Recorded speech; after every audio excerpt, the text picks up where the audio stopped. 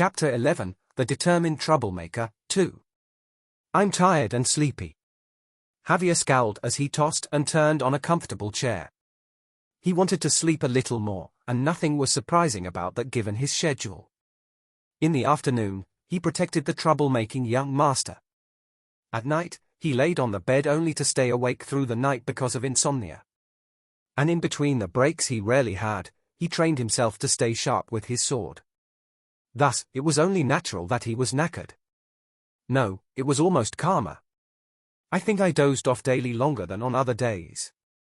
Javier strangely felt that he slept longer than usual. So he smiled, satisfied that he was able to get some rest. But a voice interrupted his state of momentary euphoria. Haven't you slept enough? The stranger's words sounded like a mockery in Javier's ears. But at the same time, it didn't sound ill-intended. Am I dreaming? But he immediately knew that it wasn't a dream because he hadn't dreamed for the past couple of years. I'm probably hearing things due to sleep deprivation. Javier flopped himself in the other direction to silence the voice. But the voice came again. It's late. Time to wake up, sleepyhead. What the? It's not a dream. The voice was definitely coming right beside him. I'm a sleepyhead? No way. The grogginess was starting to fade, and clarity was returning gradually.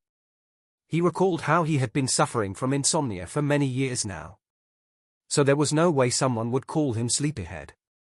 Plus, he had exceptionally sharp senses. They must have picked up the movement and woke him up even before this stranger got to walk over to his side and speak in his ears. So he flew open his eyes to see who it was. He scanned the surroundings, and he felt his body stiffen. Finally awake? Sheesh, if I didn't wake you up, you'd be waking up when the sun is shining over you. The guy standing beside his chair was a young man with black hair. And he looked like he was in his mid-20s. The guy was looking at him with a playful expression. But at the same time, it looked menacing and mischievous, like the face of a naughty kid who discovered the greatest toy in the world. Master Lloyd. Javier found himself muttering, as things began to piece together in his head. The guy standing in front of him was the young master he protected. The trouble and brute of the fiefdom. The very man who had been acting strange in recent days for some reason. Lloyd smirked as he looked at Javier. Javier didn't like it. At last, you recognize me. I'm truly honored, Lloyd mocked. Honored? He doesn't look a tad bit honored. But sir, why are you waking me up? Javier didn't mean to mutter, but his words came out all jumbled and mixed. He was too dazed and confused. Everything was in a blur. Why is that guy waking me up? This has never happened before. Javier thought to himself. It was impossible. It was this brute Lloyd that always slept in, and I woke him up every single morning without exception. So it was a wonder for Javier to see his young master proudly standing beside him, smirking triumphantly. What do you mean, why? You fell asleep here, Lloyd stated. I did? Here? Javier's eyes widened for a second. Yes. Why? Hey, don't you remember what happened last night? But last night, I was passed out. Totally passed out, Lloyd interrupted. And you slept like a baby. You snore and grit your teeth in your sleep. You know, I thought I was in the middle of an orchestra concert or something. Yeah, I understand. The concrete lecture does that to people. I almost lost it when I took that class, Lloyd agreed in an emphatic voice. I was getting sleepy even when I was speaking the lecture out loud myself. I don't know what happened. I can't remember anything. Really. I just leaned on this chair, and that was it. Everything was in a blur, but Javier was certain of one thing. His head felt clear and light. He couldn't believe he got a good night's sleep. It was a marveling and foreign experience. TSK. I guess you're still groggy. Here. Drink this, and it will wake you up. Lloyd held out a glass. The cold clear water swayed in it. After gulping down the drink, Javier checked his body. He clenched his fists. He felt strong and vitalized, which he didn't feel the day before. He could feel the blood coursing through his clenched fists. He felt alive and refreshed, unlike the days when sleep deprivation burdened him. This is amazing. Did I really sleep well and defeat that hellish insomnia? Although it looked like an impossibility, Javier decided to accept this reality. After all, his body was the proof. Being an excellent swordsman, he decided to trust the signs from his body. Just then, something caught his eyes. What is that? Javier was gazing at Lloyd, particularly at his waist. A wooden sword was hanging down his waist. There was more. The young master's outfit was different from usual. He was wearing sturdy leather armor on top of his daily outfit. Leather protective gears were strapped around his knees and elbows. And a towel around his neck. Javier received the impression that his young master was all set, ready to take action, whatever that was. Wait a second. Is he? Javier involuntarily sucked in his breath because he felt something ominous coming his way, and he was correct. Did you forget already? We agreed that you'd teach me how to use the sword if I cured your insomnia, Lloyd said matter-of-factly. Lloyd's confident voice called to his mind what the event was the night before. Last night, Javier took Lloyd's offer. It was a kind of bet. The two made a deal that Javier would teach his brutish young master the ways around the sword if he helped him overcome insomnia and get a good night's sleep. Lloyd made the offer, and Javier agreed to it.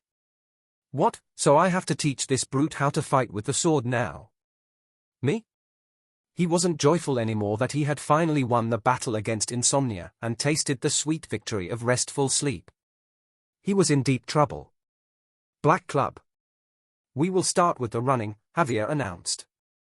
They were in the training hall with a lot of sunlight. Standing on one side of the hall, Javier continued, please stand over here. Good. You will be running laps around the training hall. Do you have any questions? No. What's there to it? It's just running. Lloyd looked at Javier with a quizzical look. Hold on, you weren't going to pep talk me, were you? Lloyd asked. Pep talk? I don't know what you mean. Oh, come on. You know how coaches and trainers put on their solemn faces and say, all training boils down the basics, which is running. The powerful slashes and impressive techniques must be backed by strong stamina and basic strength and blah, blah, blah. Feeling exposed, Javier shut his mouth. Lloyd shrugged. And don't tell me that you pictured me refusing to run and whining to get to sword fighting right away, Lloyd stated. And you would reject me in a solemn voice that it was me who wanted to learn the sword in the first place, not you. Is that what you pictured in your head? Crap, I am right. Lloyd shook his head. Phew. What are you, a baby? TSK. I'm off now. Step, step, step. With that, Lloyd began to jog.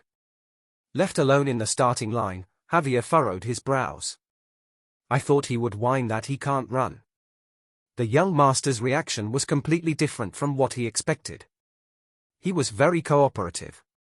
But I'm sure his true colors will show if I make him keep running. Javier was certain. He was certain that everyone brims with confidence when they first try something out. They imagined that they could do it. That the goal was near, that they were almost there. But at the actual moment they needed to overcome their physical and mental limits. Their initial confidence and bravado dissipated like it never existed. They made compromises because things weren't easy anymore. And at last, they proved to the world that they were weak and fragile by giving up. Much like those who went on a diet only to start snacking again 4 days later. Like those smokers who started smoking a day after telling their friends that they'd quit. Lloyd Frontiera. You're no different. Javier knew his young master. He had no experience of this situation, wherein he was forced to run. So Javier could already picture what was going to happen after a few laps. He's going to regret being so cocky right now. He might even scrap this thing and call off our deal. Honestly, Javier daily wished that he could call it off. He didn't want to teach swordsmanship to that brute. He couldn't trust his young master.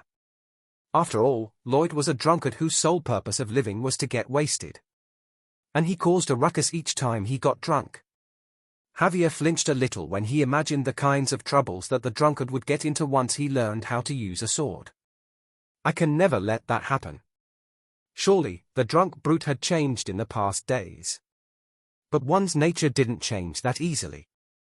He told himself it must be the same for the young master. For all anyone knew, the old habits could be alive again today. So I'm going to treat you as harshly as possible. I will do so until you get exhausted and quit. Or until you overcome yourself and prove that you are worth my efforts.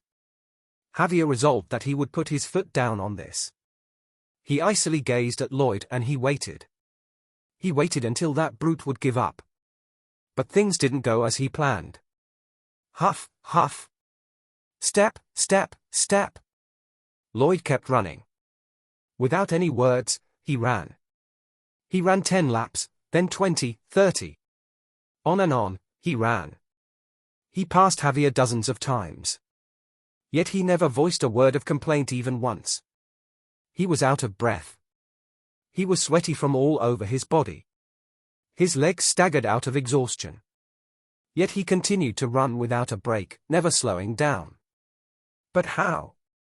Javier thought internally. Javier's eyes trembled in disbelief. He tried to hide it at first but didn't even bother to try after a while. He couldn't wrap his head around the young master's mental strength. His tenacity was inconceivable, and Javier wanted to know where it was coming from. However, to Lloyd, the secret was plain and simple. He had done countless things that were more physically demanding than this simple jogging. It was true. During the time he was in the military, he had to undergo an exhausting amount of marches and training. It was even worse when his parents passed away, and he had to live doing part-time jobs. One time, he spent a whole day carrying bricks behind his back up to the 4th floor of a house for a construction job.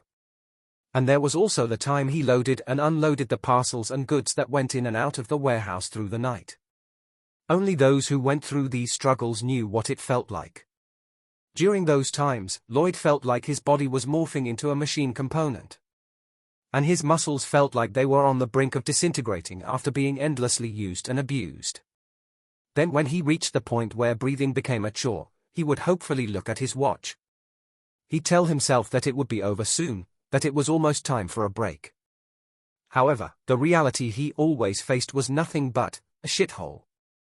Whenever he looked at his watch, he would see not even half the time had passed. So compared to the miserable days when he had to grind and hassle himself to earn some money, this running around the halls was the same as being in sweet heaven. That was Lloyd's life back in Korea. Every day was a stifling struggle back then. Misery and despair assaulted his thoughts, and he constantly wondered, how long do I have to live like this? And yet, he couldn't give up because he had to survive. Just for a few pennies. Just to make ends meet. He had to overcome his limits all the time. No, even when he couldn't push himself anymore, he had to keep moving like a zombie. That was the only way he would not starve himself. But now, it was simple. I just have to run, and that's it. He wasn't moving because he had to. He was moving and running because he wanted to learn how to use the sword. Sure, his body was sore. But he was happy and enjoying himself. He was out of strength. Sometimes, the world became a blur in front of his eyes due to a lack of oxygen. Despite all these, he was happy. Lloyd kept running. When his laps reached 50, Lloyd grinned at Javier as he passed by. Huff, huff. Hey, Javier, I'm the one who's running, so why does your face look so bad? Hey, don't tell me I totally shattered your expectations. Fine, keep staring into space then. And Lloyd continued running afterward. At a certain point, Javier stopped him. Master Lloyd, please stop running. Why? You're exhausted and staggering. I know. I can know that. So take a rest. Phew. Okay. Fine. At last, he stopped. Did I fluster you? Lloyd asked as he caught his breath. No. No, my foot. You are. You are flustered. Ha. Fine. I guess you didn't see this coming, Lloyd said and paused for a second. I'm pretty sure that you got here ready to tell me the lines that went like, Master Lloyd, I am disappointed in your lack of determination, or Master Lloyd, you have to keep running until I tell you to stop. Tell me I'm wrong. I told you this before, but you're pretty judgmental. I'm not sure what you mean. Did you think I was joking when I asked you to teach me swordsmanship? Javier was at a loss of words. Lloyd coldly faced at Javier. He wasn't smiling anymore. Javier couldn't come up with an answer when he met his gaze. It felt like he was exposed. Is swordsmanship a joke to you? Is that it? Lloyd interrogated. Of course, it's not. Then why didn't you take me seriously when I asked you to teach me? That is. You think you can teach me with that lax attitude of yours? Javier became speechless again. For the first time in his life, he wanted to run away and hide. The quips from the young master, who he thought was only a troublemaker, continued to stab him in the heart. Come to think of it, I should be assessing whether you're qualified to teach me how to use the sword, not the other way around. Am I wrong? So please, let's do it right. Instead of arguing whether I'm worthy or not, spend your time finding out how to teach better. Got that? Lloyd asked. Yes, Javier bit his bottom lip involuntarily. I can't believe I got scolded by that good-for-nothing brute. It felt like a smack in the head. So he wanted to refute. But he couldn't. I can't because he is right. Javier accepted that he was in the wrong. Just like what his young master pointed out, Javier knew that he was more concerned about whether Lloyd was worthy of being his student. He couldn't care less about doing a good job at instructing. He was unprepared to teach, yet he wanted to see if his young master had what it took to be his student. Javier felt ashamed as he looked back at his attitude. Just then. Ding dong. Your likability with Javier Azrahan has increased by 1 point. Current RP with Javier Azrahan, -28. You have earned 18 RP by improving relationships with main characters. Current RP, 29. A new message popped in front of Lloyd.